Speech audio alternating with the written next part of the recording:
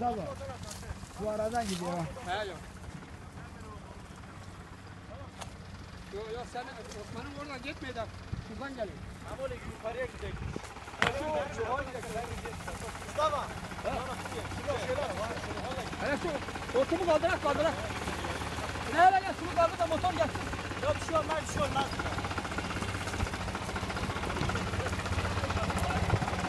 Hele şu bizim yukarı çık. Yukarı çık. Gelin nerede yol göster. Git yanına git. Şu an itfaiyeden suyu buna göster.